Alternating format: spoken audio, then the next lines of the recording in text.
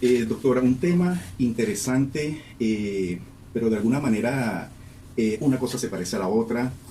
Puede ser como cuando la persona tiene algún duelo y dice, estoy deprimido, no, tienes un duelo, no Sí. tienes depresión.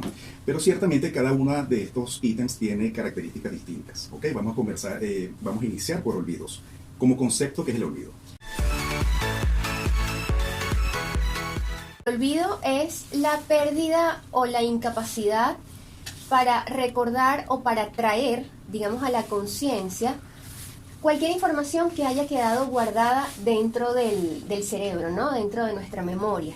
Ahora, para, digamos, entender un poquito esto y para entender quizás cómo se puede generar un olvido, hay que hablar un poco de cómo se forma esa memoria dentro de nuestro cerebro.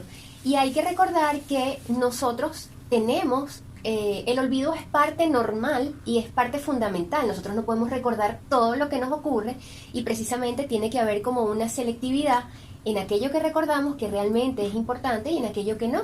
Lo que no, no se descarta, no desaparece, sino que queda guardado como en un fondo, ¿no? Dentro de nuestro inconsciente.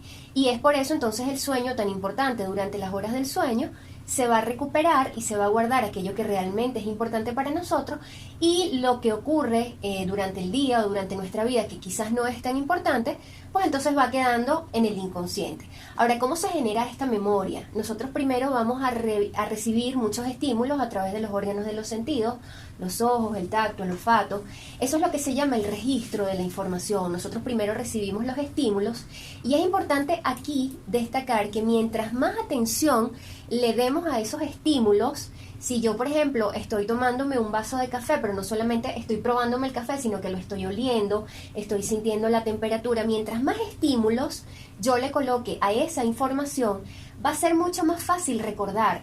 No es lo mismo, por ejemplo, ir a la playa cualquier día de la semana en condiciones normales o ir a la playa con una persona que te guste. Por supuesto que el momento en el que tú estás o en el que asocias una información con otra información, en ese momento estás asociando ir a la playa con alguien que te gusta, lo vas a recordar mucho más fácil. Luego tenemos entonces la capacidad o el periodo de almacenamiento, en el que entonces se produce toda esa selectividad, ¿no? La información que te sirve, la información que no te sirve. Por ejemplo, y voy a dar una anécdota personal. Yo fui al centro de Caracas hace como 3 meses y yo estacioné el carro en la calle. Por supuesto que ya ahorita el tema de los remolques, de las grúas, lo que a mí no me había pasado en años, que yo voy mucho para el centro, allá trabaja mi papá, hace 3 meses me remolcaron el carro. Entonces, claro, yo salgo de la tienda, yo no sabía que me habían remolcado el carro, porque además tú lo primero que piensas en ese momento es, me robaron el carro. Entonces, asocié el miedo de la sensación de que me robaron el carro con el estacionar fuera, y ya en este punto ya no, o sea, no existe la posibilidad de que yo estacione el carro en la calle, porque ya asocié ese estímulo, o sea, el no ver el carro con el miedo que sentí. Entonces, mientras más asociaciones puedan existir a un estímulo, mucho más fácil es recordarlo. Y por último tenemos la fase de recuperación, en la que entonces nosotros vamos a ser capaces de evocar, no solamente voluntariamente, es decir, yo quiero acordarme el nombre de alguien, sino involuntariamente. Cuando alguien, por ejemplo, me dice, vente para mi casa y no hay estacionamiento, yo inconscientemente, involuntariamente recuerdo ese momento y le digo, oye, no, o me voy en taxi o me vienes a buscar, pero no voy a estacionar. Y aquí es importante, digamos, mencionar todo esto, porque cuando nosotros prestamos atención a una eventualidad o alguna situación que estamos viviendo, por supuesto que mientras más atención le prestamos a ese suceso, también entonces va a influir en lo que, o sea, en la facilidad para recordar el evento. Y aquí es donde puede ocurrir el olvido. ¿Qué ocurre, por ejemplo, si yo me levanto en las mañanas y lo primero que hago es buscar el teléfono? Me estoy llenando de estímulos. En vez de enfocarme, por ejemplo, en encender la cafetera o encender el tanque de agua para meterme a bañar y enfocarme en el momento, estoy encendiendo la cafetera y estoy revisando el teléfono. Me tomo el café rápido porque entonces tengo que atender una llamada, salgo y cuando llego a mi lugar de trabajo, no es, digamos, infrecuente no acordarnos si yo realmente apagué la cafetera o no. porque no nos estamos enfocando. Entonces, o sea, tuviste muchos distractores antes de llegar a lo que tenías que hacer realmente. Correcto, muchos estímulos externos. Y aquí es bien importante entonces el olvido, porque mientras más distraída y mientras menos enfocada, mientras menos atención yo preste a los estímulos, así también, entonces, mientras más asociaciones yo pueda hacer a la situación que estoy viviendo en el momento, es más fácil recordar. Y por el contrario, mientras más distractores, mientras menos enfoque y menos atención, es cuando ocurre entonces el olvido más fácilmente. Un término que utilizaste en una de tus publicaciones es niebla mental. Bueno, la niebla mental ya es un deterioro cognitivo. Puede ser transitorio, en algunas personas quizás dura mucho más tiempo, pero está normalmente asociado a periodos de mucho estrés crónico y de inflamación crónica. Y recordemos que el estrés crónico en nuestro cuerpo no es solamente asociado a un problema psicológico, sino que también el estrés puede ser lo que ya mencionamos, el mal dormir, el mal alimentarnos, permanecer deshidratados, hábitos poco saludables como por ejemplo el cigarrillo o el alcohol y por supuesto, además de los factores estresores psicológicos, las enfermedades. Y es por eso que se asoció mucho ahorita a la pandemia, pero realmente la niebla mental no es un tema exclusivo de la COVID-19. Cualquier enfermedad que genere inflamación crónica, como el caso de la COVID, puede detonar una niebla mental. ¿Y por qué se produce este deterioro cognitivo que es la niebla mental? Precisamente porque se inflaman las membranas, se inflama todo nuestro cuerpo. Recordemos que cuando nosotros nos damos un golpe, por ejemplo en el brazo, se genera una activación de las células inmunes, llegan a la zona y por eso es que se produce un aumento de volumen, lo que llamamos el hematoma o en términos coloquiales el chichón. Porque hay un aumento de sangre, hay un aumento de células inmunitarias precisamente para disminuir esa lesión, es lo que llamamos inflamación. Pero en el cerebro, cuando nosotros tenemos una inflamación, no se produce tal chichón o tal hematoma, sino que entonces todo ese aumento de esas células inmunes generan entonces una alteración en las membranas, sobre todo de los vasos sanguíneos y de todas las células cerebrales, y la barrera hematoencefálica, que digamos es nuestra barrera de protección cerebral, comienza a permitir el ingreso de sustancias que pueden llegar a ser nocivas y tóxicas. Entonces es ahí cuando nos produce, por ejemplo, agotamiento, produce lentitud en el pensamiento, podemos presentar incluso esas lagunas mentales. La persona literalmente dice: doctora, me quedé en blanco, no sabía qué decir, no podía seguir el hilo de la conversación, no me salían las palabras. Y así como estos también se puede presentar como las personas comienzan a tener como un cansancio, una fatiga crónica. Entonces vemos cómo no está solamente asociado ahorita a esta enfermedad que está cursando, sino a cualquier proceso inflamatorio crónico. Incluso se ha hablado mucho de las disbiosis intestinales, como la alteración de toda la microbiota intestinal puede realmente afectarnos hasta el punto de generarnos niebla mental, y digamos que el síntoma cardinal o el que más preocupa es esa pérdida de la memoria, pero hay muchísimos síntomas y signos que pueden englobarse en la entidad. Doctora, por el día a día que tenemos, el tipo de trabajo, las ocupaciones, hacemos todo eso. Nos levantamos, vemos el teléfono, vemos una serie de cosas que a veces son inevitables hacerlas, ¿no? Y a mí me ha pasado, yo tenía olvidos. Cuidado si no todos los días, ¿no? Entonces, ¿cuándo se considera, aunque puede ser algo normal, cuándo se considera que es algo pasajero, algo leve, algo serio, que necesitamos ya en ese momento ayuda? ¿Cuáles serían los alertas? Bueno, lo leve es simplemente cuando algo ocurre, cuando te estás dando cuenta, por ejemplo, que estás perdiendo información, que no estás recordando lo que comentamos al principio, que no eres capaz de traerte esa información, pero luego te acuerdas, dices: oye, se me olvidó apagar la cafetera, o se me olvidó apagar el tanque de agua y lo dejé encendido. Entonces eso te puede ocurrir y luego te acuerdas, ¿sí? O sea, tú recuerdas que se te olvidó apagar la cafetera. Ahora, cuando comienzas a presentar, digamos, una severidad, o cuando comienza a ser un problema más complicado, normalmente cuando esto ocurre, las personas se dan cuenta, pero los que más se dan cuenta cuando comienza a ocurrir un deterioro un poco más severo son los familiares. comienzan a darse cuenta que la persona se le olvida no solamente cosas banales, o sea, cosas que, bueno, se te puede olvidar, qué sé yo, agarrar el reloj, o se te olvidó traerte el cargador, cosas así, no, se te comienzan a olvidar cosas importantes, cosas del día a día.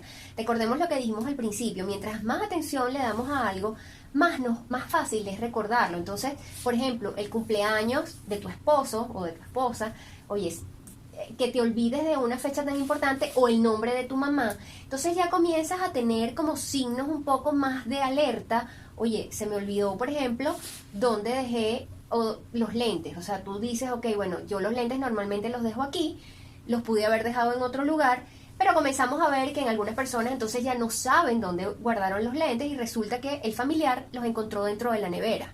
Entonces son cosas que no son lógicas, cosas que, oye, se le olvidó el nombre del hijo, o se le olvidó dónde vive. Entonces comienzas a observar esas conductas o esos sentimientos de la persona, de que no sabe dónde está, no sabe cómo llegó ahí, de no reconocer a las personas que tienes alrededor. Ya ese tipo de olvidos es mucho más alarmante, y sobre todo, como te dije, el que se da cuenta normalmente es el familiar, que es el que se preocupa y el que lleva finalmente a la persona a consulta. Muy bien, niebla mental en adultos mayores. ¿Es lo mismo a una niebla mental en personas más jóvenes? ¿Cómo debe ser esta evaluación para un buen diagnóstico? Bueno, normalmente en el adulto mayor se involucran muchísimos tópicos a una evaluación. No es, digamos, la evaluación física y la evaluación del interrogatorio normal a una persona más joven, porque en el adulto mayor se incluye una evaluación geriátrica integral. En la evaluación geriátrica integral está no solamente la parte física, sino que también está la parte de los hábitos, la parte de las enfermedades, la parte neuropsicológica, ¿ok? ¿Qué hace el adulto mayor? ¿Cuáles son los hábitos? ¿Cuáles son las enfermedades que pueden estar presentes? Recordemos que en el adulto mayor coexisten muchas veces varias enfermedades al mismo tiempo, y varias de esas enfermedades pueden estarme detonando alteraciones arteriales, como por ejemplo una aterosclerosis, en el caso de una diabetes mellitus, una hipertensión arterial, una dislipidemia. El adulto mayor normalmente tiene una polimedicación, muchos de estos medicamentos inductores del sueño, muchos de estos medicamentos también pueden ser neuromoduladores en los casos de dolores crónicos como la pregabalina, la gabapentina, y todos estos medicamentos pueden tener una disminución en la memoria. Entonces, claro, no es solamente ya, digamos, el factor estresor o la falta de atención, sino que pueden estar involucrados en esta pérdida de la memoria, transitoria o no, muchos otros factores que son indispensables evaluar en el momento de evaluar un adulto mayor. Estamos conversando sobre olvidos, pérdida de memoria y demencia con la doctora María Patricia Herrera. Doctora, para finalizar el tema de olvidos, niebla mental post-COVID, ¿a qué se debe, cómo pasa y cómo es todo este proceso? Partiendo de lo que comentamos la vez anterior, la niebla mental no es exclusiva de la COVID, es exclusiva de cualquier proceso de enfermedad crónica, una enfermedad severa, de cualquier proceso inflamatorio crónico y de cualquier estrés crónico que nos estemos, digamos, sometiendo. En el caso particular de la COVID, ¿qué ocurre? En la COVID es una enfermedad inflamatoria. Se inflaman los vasos sanguíneos, se inflaman los nervios, se inflaman los músculos, y la membrana cerebral no escapa a esta inflamación. Asociado a esto, todo lo que ocurre inmerso en la enfermedad, por ejemplo, el uso de medicamentos que te pueden estresar mucho, como por ejemplo el uso de esteroides, que fue bien frecuente, sobre todo con las primeras variantes, las más severas. Todo va uniendo como una cantidad de factores estresores en el cuerpo, más la inflamación. ¿Y qué ocurre entonces? Se aumenta la permeabilidad de toda la membrana cerebral, de la barrera hematoencefálica, que como ya mencioné es una barrera que nos recubre y que nos protege la parte cerebral. Aunado a esto, entonces, se produce el cambio en el endotelio de los vasos sanguíneos, disminuye la circulación. Recordemos también que en la COVID hubo muchos pacientes que sufrieron de saturación o hipoxia. Entonces, todos estos factores, más la deshidratación propia de la enfermedad, son situaciones que estresan mucho al organismo. Cuando se estresa el organismo, se dispara una hormona en específico, que es la hormona, digamos, de alarma o de alerta o de miedo, que es la hormona del cortisol, llamada hormona del estrés. Yo voy a poner un ejemplo. Supongamos que estamos acá reunidos y abren la puerta y nos traen un perro, un pitbull, que está amarrado, rabioso, un perro bravo, y se le suelta la cadena. Entonces, en este momento, a mí no me interesa ponerme a pensar o ponerme a recordar que yo tenía un perrito y que él no era bravo, o ponerme a analizar si es que el perro lo que quiere es jugar. No, en ese momento yo quiero correr. O sea, yo corro y me imagino que ustedes también. Nosotros corremos y después pensamos y analizamos. No, el perro lo que quería era jugar. Entonces, en las situaciones de estrés ocurre lo mismo. Ocurre el que el cuerpo se prepare para correr, para una emergencia. ¿Dónde necesitamos sangre? ¿Dónde necesitamos primero? En los músculos, porque nos preparamos para correr, y luego en la atención. O sea, yo necesito enfocar mi atención en el perro. ¿Por qué? Porque yo necesito ver hacia dónde corro para que él no me ataque. La memoria, el razonamiento, digamos, la concentración se pierde, eso se fuma. Exactamente. Entonces, lo que ocurre es que cuando estamos en un periodo post-COVID, todo ese proceso de estrés se acumula el cortisol y por supuesto entonces genera una disminución de todas esas funciones cognitivas, disminución de la memoria, esas lagunas mentales, esos olvidos frecuentes, ese cansancio crónico. ¿Quién no después, por ejemplo, no solo de la COVID, después de un dengue hemorrágico que se caen las plaquetas y que te cansas muchísimo, presenta un periodo de una fatiga crónica? Yo, por ejemplo, tuve una paciente de 99 años, tuvo una infección respiratoria, no fue COVID, pero la paciente necesitó el uso de esteroides porque hacía broncoespasmos. Ella fue tratada como una crisis asmática, además de la infección. Entonces fue esteroides, fue antibiótico, nebulizaciones, y ella comenzó a tener no solamente olvidos, pérdida de la memoria, sino que también comenzó a presentar ideas de persecución. Entonces resulta que yo iba para la casa porque yo la estaba interrogando para robarla, o sea, una cantidad de ideas psicóticas. Entonces, claro, los familiares muy angustiados y apenados por la actitud de la paciente conmigo, pero claro, uno tiene que entender que no solamente el estrés producido por la enfermedad, el estrés orgánico, no estrés psicológico, el estrés orgánico, sino además el uso de los medicamentos te pueden detonar todas estas actitudes y todas estas conductas que pueden estar relacionados a estas entidades que se describen sobre todo en la COVID por lo severo que fue todo el cuadro. Muy bien, doctora. Aquí tenemos varias preguntas a través del 0424-209-5442.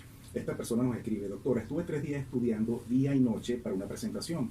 Me lo sabía todo y el día de la presentación estaba un poco nervioso, pero me sabía todo, así tal cual nos coloca esta persona. Cuando comencé a hablar se me olvidó todo, la cabeza la tenía en blanco. Ahora tengo estrés que me vuelva a ocurrir esto. Soy un ejecutivo de 35 años. ¿Cuál es el consejo para esta persona? Bueno, fíjate, aquí pasaron muchas cosas. Primero, las horas de falta de sueño.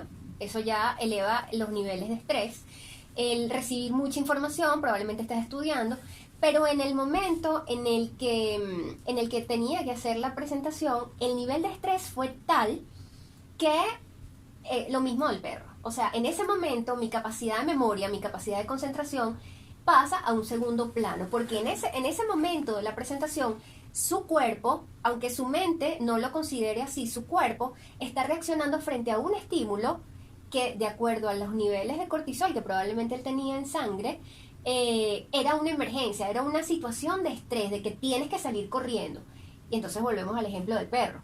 En el ejemplo del perro, a mí no me interesa recordar nada, a mí no me interesa concentrarme, a mí no me interesa nada, tener memoria, sino que lo necesario es salir corriendo. Entonces en ese momento probablemente él lo que quería era hacer la presentación, pero inconscientemente lo que él quería era salir corriendo porque era una situación de estrés. Y aquí entonces tenemos que recordar que la mente no distingue lo que está ocurriendo en el momento a lo que está pensando. O sea, nosotros podemos ver una película y aunque nosotros sabemos que es una película, nosotros nos podemos estresar sintiendo y viendo la película. O sea, ¿quién no lloró, por ejemplo, con la película, no sé, Marley y yo? Una persona que tenga mascotas lloró con esa película, o de repente las mujeres que somos más románticas con Titanic. Y sabemos que es una película, pero es inevitable. O sea, las respuestas que genera un pensamiento o el mismo estrés son independientes del cuerpo. O sea, se generan a nivel del cuerpo y eso es inevitable. O sea, eso no lo puedes, digamos, disminuir. Ahora, ¿cuál es el consejo? Hay muchas terapias, digamos, la respiración consciente. Nosotros normalmente cuando estamos en un periodo de estrés o de una situación muy, muy angustiante o de muchos nervios, estamos respirando mal.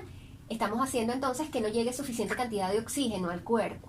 Mientras más cantidad de oxígeno nosotros seamos capaces de ingresar a través de la respiración, todas las células se van a relajar, ¿ok?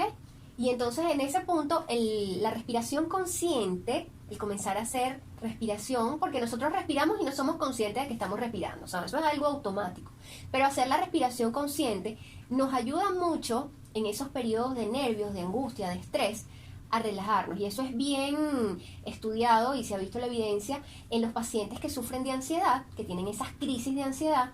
El comenzar a respirar, incluso el de adoptar una postura abierta para poder respirar y para poder ingresar mayor cantidad de aire a los pulmones y al cuerpo, te ayuda. Y por supuesto, otro tipo de terapias, como terapias de relajación, mindfulness, eso todo ayuda, sobre todo en ese momento en el que nos tenemos que enfrentar a un episodio de estrés. Lo que él está comentando que ahorita siente estrés, eso se llama estrés postraumático. Y bueno, eso siempre hay formas de disminuirlo. Es normal que ocurra luego de un evento traumático, pero eso se puede ir solucionando. Sí, bueno, además que no es la primera persona que le pasa. Yo creo que a todos en algún momento nos ha pasado eso, algunos con mayor intensidad, otros con menor intensidad. Aquí también nos preguntan a través del 0424-209-5442, la edad está relacionada al olvido, por ejemplo, a la persona que se le olvida el nombre de los hijos. Ok, la edad implícitamente tiene una disminución de la materia gris. En algunas enfermedades, como por ejemplo el Alzheimer, hay una disminución específica de lo que es los lóbulos temporales y por eso el primer signo es la pérdida de la memoria. Digamos que es normal en una persona con una edad avanzada, más de 75, 80 años, olvidos digamos frecuentes, como por ejemplo dónde dejé las llaves, dónde dejé los lentes, una fecha que no sea muy significativa. Sin embargo, el olvidarte el nombre de los hijos, ya, a ver, tiene que ser ya algo mucho más avanzado. Recordemos que, bueno, quizás hablemos más adelante, hay diferentes tipos de demencia y hay diferentes tipos de enfermedades que pueden generar una demencia. No solamente el Alzheimer, hay otros tipos de demencia. Entonces, hay que estudiar quizás a esta persona si tiene algún factor de riesgo que esté entonces produciéndole a este punto de olvidar el nombre de los hijos un inicio de demencia. Un deterioro. Hoy el tema olvidos, pérdida de memoria y demencia. Ahora sí vamos con demencia. ¿Cuáles son los criterios para detectar o para decir o diagnosticar que es una demencia? Bueno, fíjate, principalmente la diferencia entre una pérdida de la memoria y una demencia es que la demencia implica o involucra todas las funciones cerebrales superiores. La memoria es una de ellas. Pero también está la atención, también está la concentración, también está el lenguaje, está el juicio, también está el cálculo y por supuesto la escritura, ¿ok? Entonces la pérdida de la memoria, digamos que es uno de los síntomas o de los signos más precoces en una enfermedad demencial, pero también involucra, como ya se dijo, otras funciones superiores, otras funciones cognitivas, que básicamente están en la corteza cerebral. Entonces aquí la persona, cuando ya tenemos el diagnóstico de una demencia, no es solamente la pérdida de la memoria, sino que también comienza a tener alteraciones para seguir el hilo de una conversación. La persona ya no presta atención cuando se le está hablando, la persona no puede concentrarse y lo que ven los familiares, por ejemplo, es que la persona comienza a tener una dificultad para hacer las actividades que normalmente hacía. Por ejemplo, la persona se levantaba, lavaba los platos o era capaz de vestirse y por eso entonces las personas con una demencia comienzan a perder esas actividades o esas facilidades para realizar esas actividades que normalmente hacía.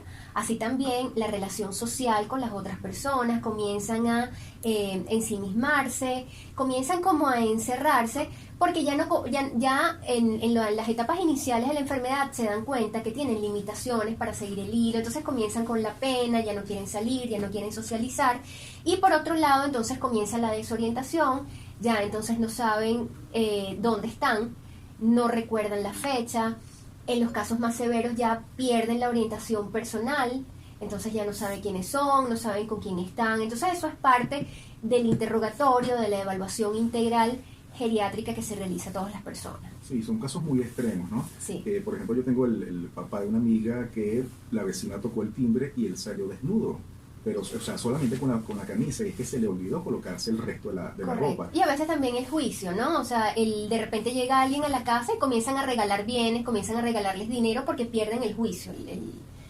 de la situación. ¿Cuáles son las causas de la demencia? Bueno, la principal, digamos en un 80%, un 80-90% es la enfermedad del Alzheimer. Todos sabemos que es una enfermedad neurodegenerativa, ocurre la mutación de algunos genes, esto puede llegar a ser hereditario. Sin embargo, y es bien importante aclararlo, el hecho de que uno de tus parientes, papá, mamá, abuelos, haya tenido la enfermedad, no quiere decir que sea una sentencia. Existen hábitos, que bueno, ya más adelante voy a conversar sobre eso, que pueden detonar o pueden acelerar.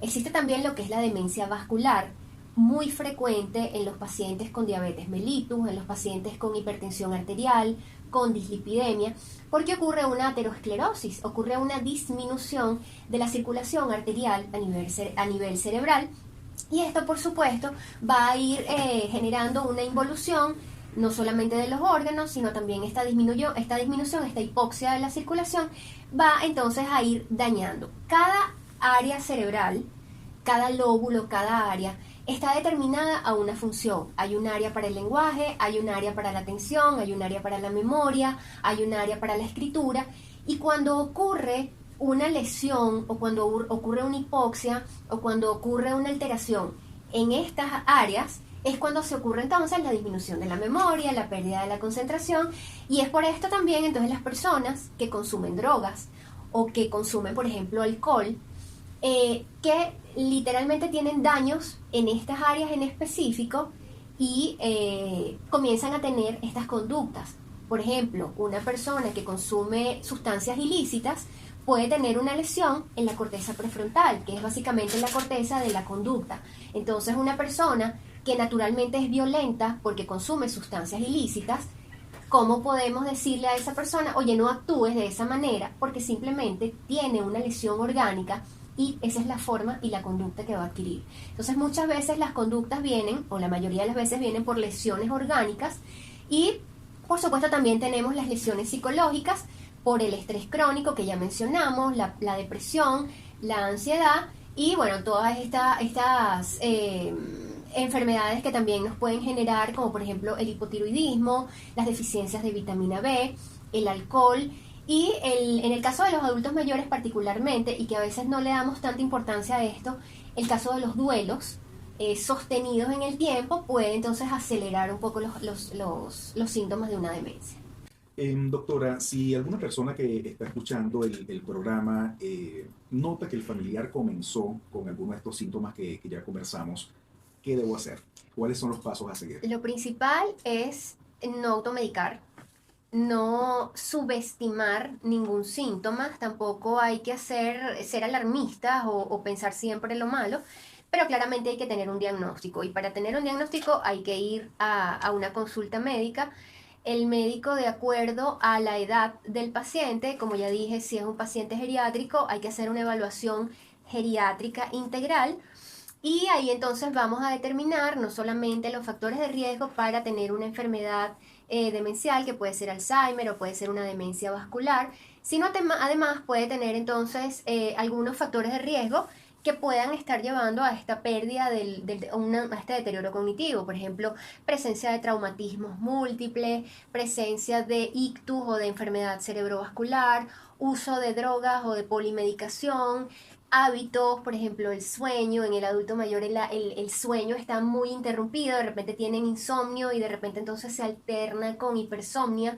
Si hay otro tipo de repente de enfermedades, no solamente orgánicas, como ya se mencionaron, la diabetes mellitus, la hipertensión, el hipotiroidismo, sino también otro tipo de enfermedades mentales como la depresión, el duelo, la ansiedad, que pueden entonces hacer como un todo, ya que aquí el diagnóstico no podemos apartarlo, no podemos, digamos, sacarlo de todo ese universo de diagnósticos que puede tener una persona, un adulto mayor, y por el contrario, si la persona es un poco más joven, igualmente determinar cuáles son esos factores de riesgo que pueden estarme detonando estos síntomas y entonces actuar en consecuencia. Posterior al diagnóstico, el familiar seguramente puede entrar en pánico, ¿no? Sí. Es normal que diga, mira, tu familiar, el diagnóstico es demencia. ¿Cuál sería tu consejo para estas personas? ¿Cómo debe apoyar a este familiar y a su vez este cuidador, cómo debe recibir ayuda? Bueno, sí, el diagnóstico, recibir un diagnóstico de demencia puede llegar a ser catastrófico porque ciertamente el familiar sabe hacia dónde va la enfermedad, ¿no? Pero como ya he dicho, la enfermedad, aunque no es reversible, sí puede ser un poco más lenta el curso de esta enfermedad. Y sobre todo cuando se tiene el apoyo del familiar. Ahora, ¿qué es lo que debe hacer el familiar? Pues por supuesto, hacer el ambiente en casa mucho más fácil para la persona que comienza a tener la enfermedad. Y algo bien importante que no lo mencioné anteriormente en la evaluación del adulto mayor o de cualquier persona, es saber si este proceso ha sido progresivo o si este proceso es abrupto.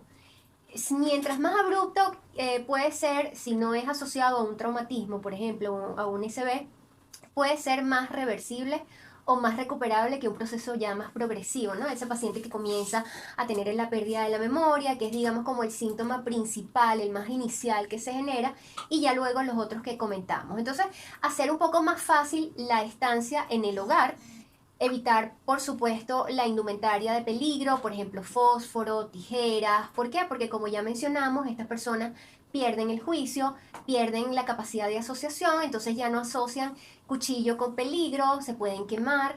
Por supuesto, las escaleras. Hay que tratar de hacer el ambiente mucho más cómodo y mucho más fácil de habitar, no dejarle tareas importantes, aunque esto no implique que no vayamos a involucrarlos en las tareas del hogar.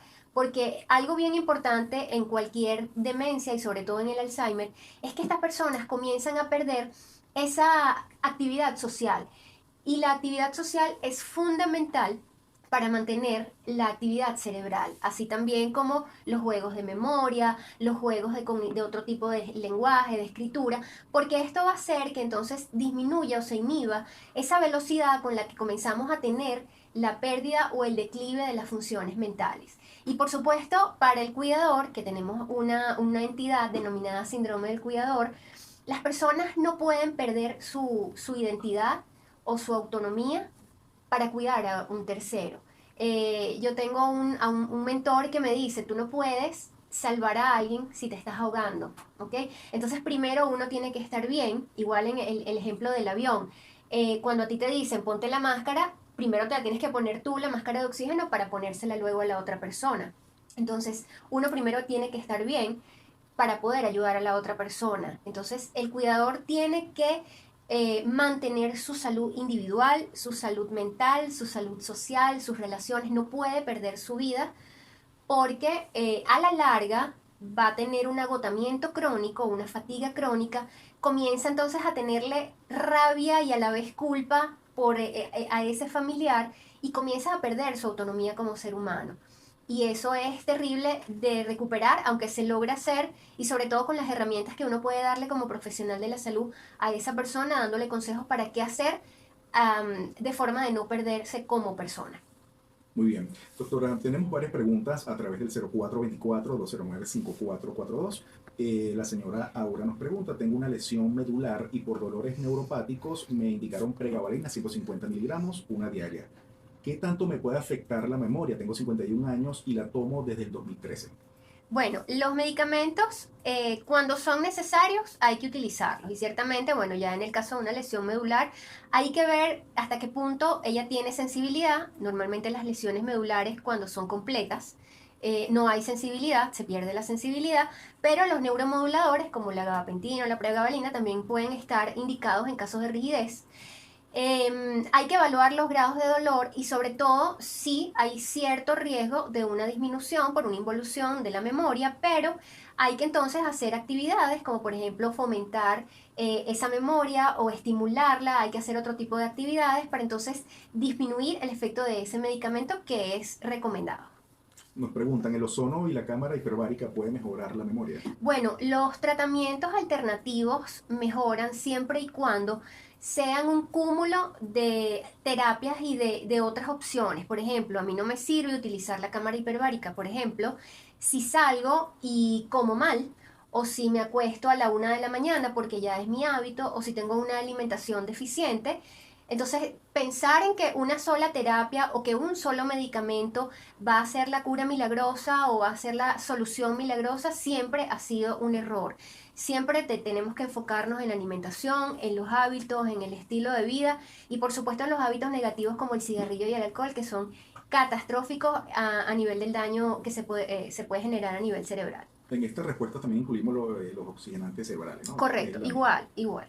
Nos preguntan, ¿qué alimentos están relacionados con el mantenimiento de la memoria? Bueno, toda alimentación natural siempre va a estar con mucha ventaja ante la alimentación de procesados. Sin embargo, hay que tomar en cuenta pacientes, por ejemplo, con diabetes mellitus, con resistencias a la insulina, con un mal manejo de carbohidratos, el consumo de frutas, que aunque puede llegar a ser natural, siempre pues me pueden elevar el azúcar en sangre, la glicemia y bueno, si tienen la posibilidad de ver algunas publicaciones en la página, yo explico cómo el exceso de azúcar va directamente a las arterias y se genera entonces una elevación en los triglicéridos y del colesterol.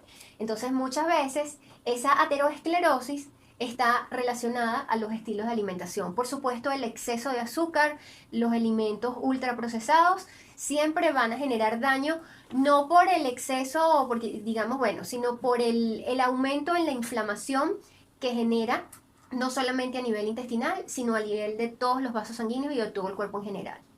Aquí una persona nos escribe, doctora, buen día, como estrictamente saludable, hago ejercicio porque soy atleta, no tengo vicios, duermo bien y soy fanático de la lectura. Pero post-COVID tengo lagunas mentales después de 1 año y medio. ¿Debo preocuparme? Sí, debería ir a una consulta, no es normal después de 1 año y medio. Ciertamente el post-COVID puede llegar a ser mucho más lento la recuperación, pero aquí influye definitivamente el tipo de medicación que recibió, el tipo de terapia, si hubo hipoxia o desaturación, qué tanto tiempo hubo, cuál fue la gravedad de la enfermedad. Y muchas veces pensamos que estamos comiendo saludablemente, muchas veces pensamos que estamos haciendo las cosas bien y hay algo que no estamos haciendo bien. Entonces sería bueno que fuera una consulta para evaluar todo, hacer una evaluación integral.